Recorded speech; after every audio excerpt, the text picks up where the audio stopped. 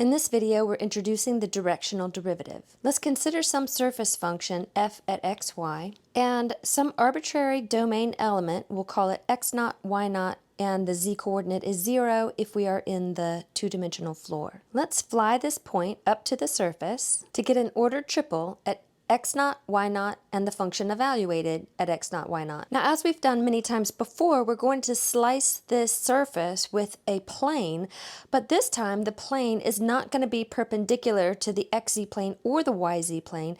We're going to slice with a plane in some arbitrary direction. Now, when we slice with this plane, we get an intersection curve C. And we can talk about line L that is tangent to this curve C at our given ordered triple. Now let's let our slicing plane be in the direction of a two-dimensional vector, we'll call it U, in the floor. So let's zoom in here to the floor and say that that two-dimensional vector would be somewhere down here pointing in the direction of the slicing plane. And we'll let the components of that vector be AB. So U is a two-dimensional unit vector, which means that the magnitude of this unit vector is 1. The directional derivative is defined to be the slope of this line L that is tangent to this curve. Now let's take a look at the notation that's used for the directional derivative.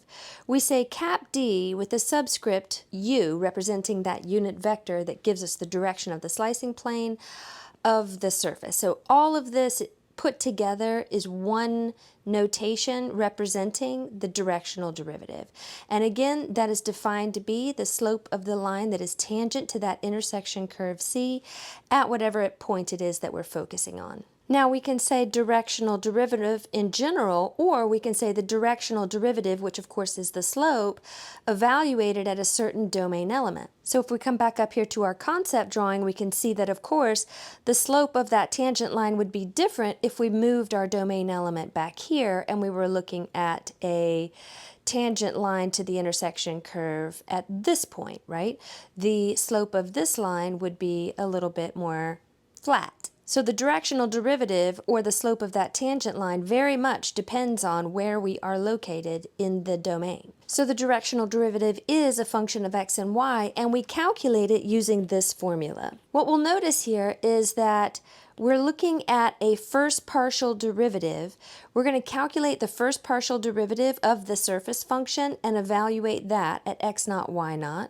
And then to that, we're going to multiply the horizontal component of that unit vector. And again, the unit vector is pointing in the direction of the slicing plane. Now to that, we're going to add the first partial of the surface function with respect to y evaluated at our domain element, and then we multiply by the vertical component of the unit vector that's pointing in the direction of the slicing plane. Now you may notice that this looks similar to the dot product of two vectors that we've calculated many times before. This directional derivative formula can be decomposed into the dot product between two vectors, where the first one just has the components that are these first partial derivatives, and then we dot that with the unit vector, which was AB. So we can think of this directional derivative as the dot product between two vectors, and it might make this formula a little easier for us to memorize. The first partial of f with respect to x and the first partial of f with respect to y are special cases of the directional derivative, and as a quick reminder, what the first partial with respect to x is, it's the slope of a line that's tangent to the intersection curve if we were to slice this surface with a plane that is a constant y-plane.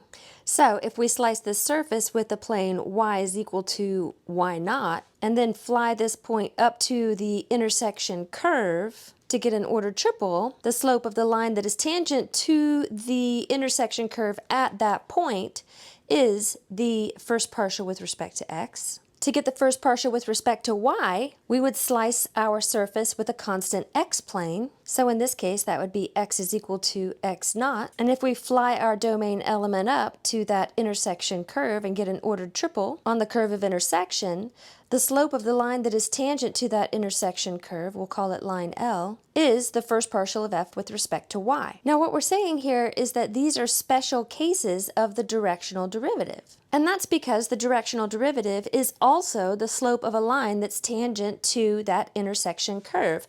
But the thing that we add into the directional derivative is a unit vector that is pointing in the direction of that slicing plane. So down here, when we're looking at the first partial with respect to x, we would say that this slicing plane is in the direction of, let's call this u, where that u is essentially 1 in the direction of x and 0 in the direction of y. It's a two-dimensional unit vector pointing in the direction of the slicing plane. So we could also call that u vector the I vector. So the first partial with respect to x is a special case of the directional derivative when the unit vector in the direction of the slicing plane is the I vector. Similarly, if we were to zoom in on the first partial with respect to y, the slicing plane that is a constant x plane, if we were to think about a unit vector in the direction of that slicing plane, the two-dimensional unit vector that's in the direction of a constant x plane is going to be 0 in the direction of x and 1 in the direction of y. So this first partial with respect to y is a special case of the directional derivative when the unit vector in the direction of the slicing plane is essentially the j vector.